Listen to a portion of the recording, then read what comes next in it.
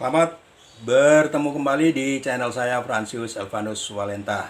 Saya berharap kita semua dalam keadaan yang sehat walafiat dan selalu berada dalam perlindungan Tuhan yang Maha Kuasa. Amin. Saya tetap membahas hal-hal yang berkaitan dengan keamanan penerbangan. Minggu lalu sudah ada satu video saya tayangkan tentang pendodosan dan pencurian kargo udara. Kali ini saya akan membahas tentang kerusakan kargo udara. Seperti kita ketahui bersama-sama bahwa dalam kegiatan operasional penanganan kargo udara itu melibatkan banyak pihak. Ya. Pertama, pengirim kargo, penerima kargo, perusahaan regulated agent, perusahaan pengelola terminal kargo atau jasa terkait di terminal kargo, perusahaan ground handling, dan maskapai penerbangan selaku pengangkut. Nah, oleh karena yang ditangani adalah kargo-kargo benda mati, ya, atau benda hidup yang dikirim melalui kargo, ya, yang harus ditangani perpindahannya dari suatu tempat ke tempat yang lain dilakukan oleh manusia, maka yang namanya resiko kerusakan itu pasti akan terjadi. Nah, kita akan menjawab beberapa pertanyaan. Sebenarnya, bagaimana sih kargo itu bisa rusak dalam penanganan? Kemudian, di mana saja kargo itu rusak? Ya. Apa penyebabnya? Nah, mari kita bahas satu persatu.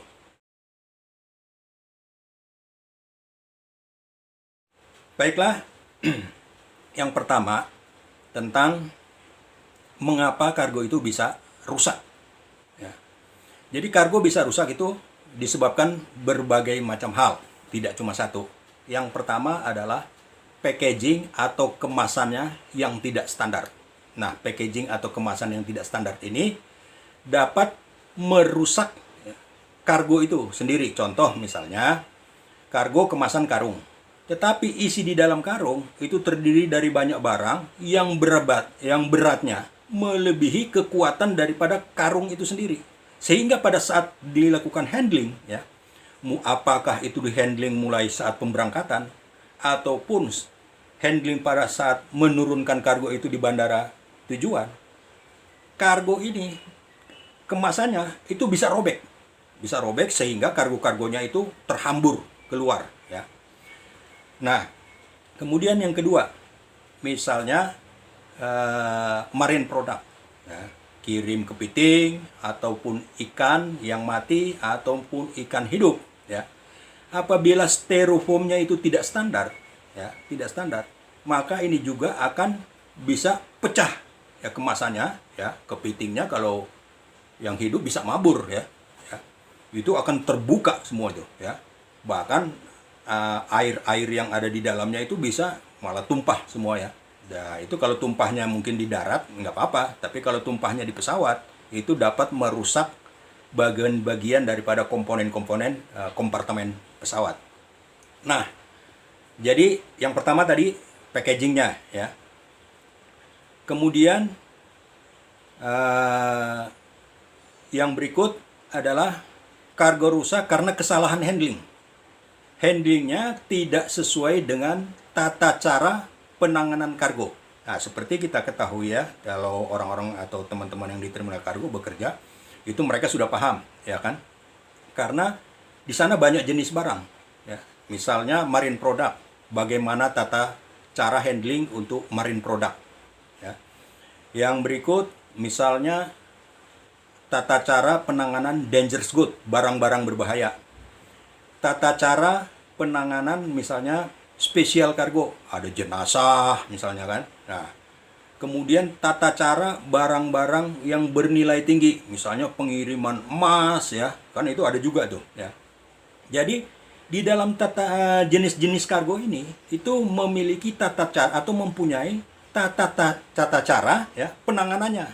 Nah, kalau tata cara penanganannya ini tidak diikuti atau SOP-nya ini tidak diikuti oleh petugas-petugas di lapangan sudah tentu ini akan mengalami kerusakan, bahkan lebih fatal lagi akan menimbulkan accident, ya, accident. Misalnya contoh salah melakukan handling terhadap jenis barang berbahaya kelas 1 eksplosif misalnya, atau kelas 2 gas misalnya kan.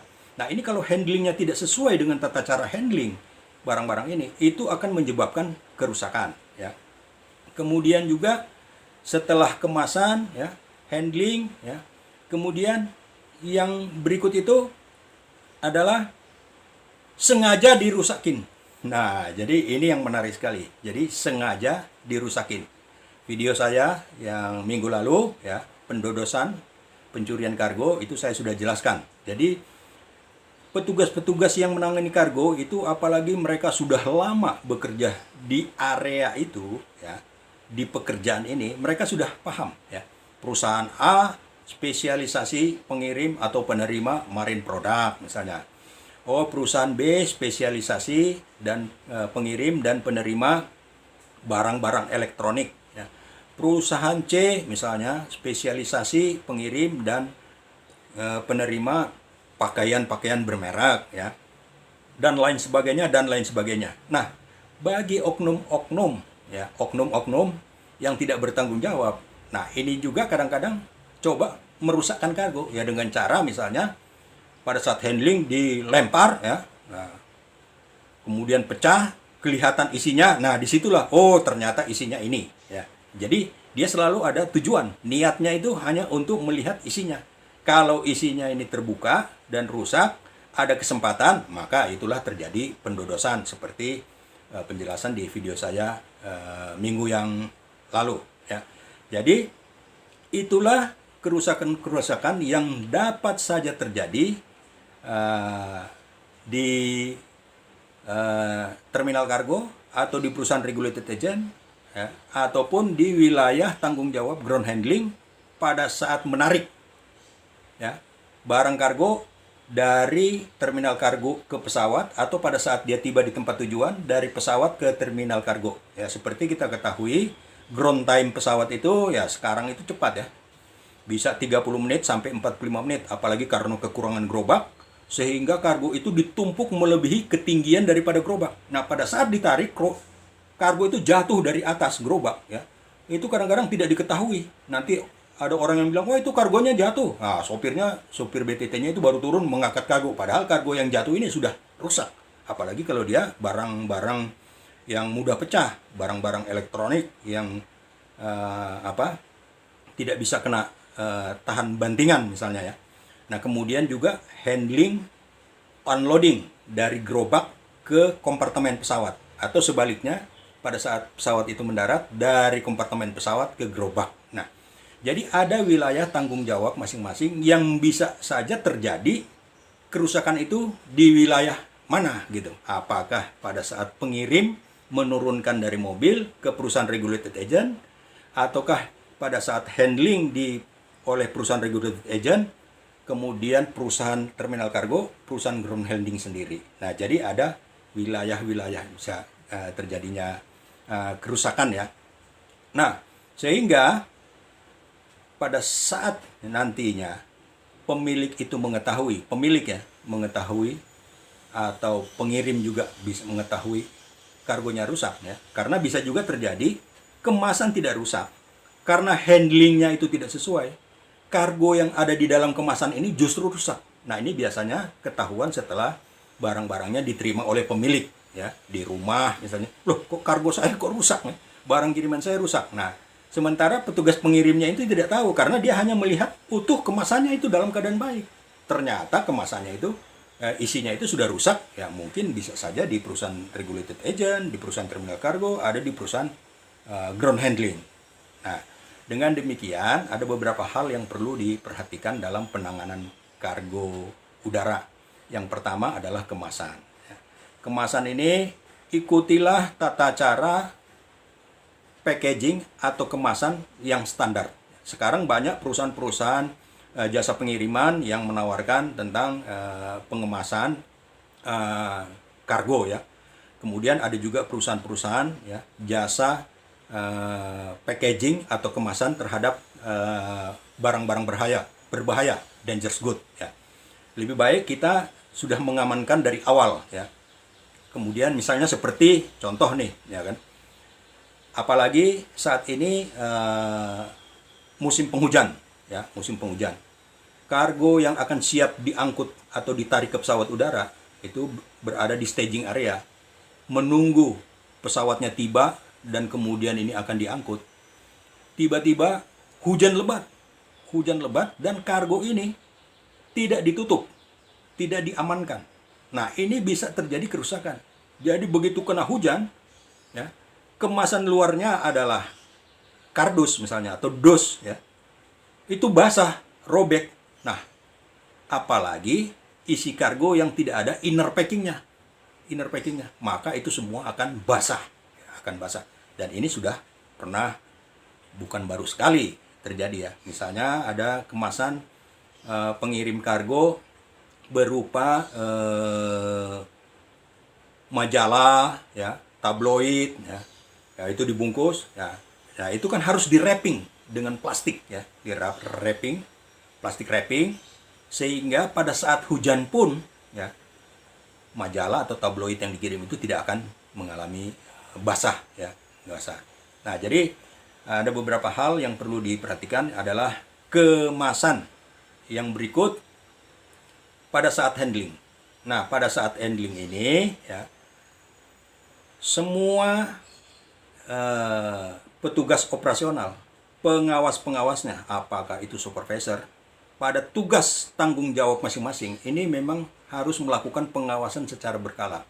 Misalnya pengirim kargo, ya sudah tentu petugas operasionalnya harus ada yang awasi. Apakah kargo itu yang diturunkan dari mobil itu sudah diturunkan secara baik. Demikian juga di perusahaan regulated agent, apakah petugas-petugas operasionalnya itu sudah melakukan handling ya, loading ke mobil ya, untuk dibawa ke terminal kargo ya, itu sudah benar ya, tata cara handlingnya. Demikian juga dengan petugas-petugas di terminal kargo yang menangani kargo berangkat ataupun menangani kargo tiba. Apakah tata cara handlingnya itu sudah sesuai nggak ya, sesuai nggak? Karena setiap perusahaan ya yang terkait dengan penanganan kargo, apakah itu tadi saya sudah sebutkan ya, pengirim, penerima, perusahaan regulated agent, perusahaan terminal kargo, jasa terkait, ground handling, maskapai penerbangan, itu sudah memiliki SOP,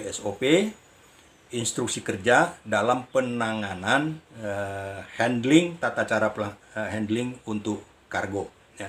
Jadi handlingnya itu harus diawasi ya, kemudian harus diawasi, kemudian mengawasi juga ya, setiap petugas ya, apalagi ada oknum-oknum ya yang sengaja untuk merusak kargo ya. Sudah tentu tata caranya banyak alat pendukungnya, misalnya dengan menyiapkan alat pendukung berupa peralatan kamera CCTV ya untuk di setiap area handling ya. Kalau pengangkutan kargo dari terminal kargo ke pesawat ya, biasanya Badan Usaha Bandar Udara atau pengelola airport ya, itu sudah memiliki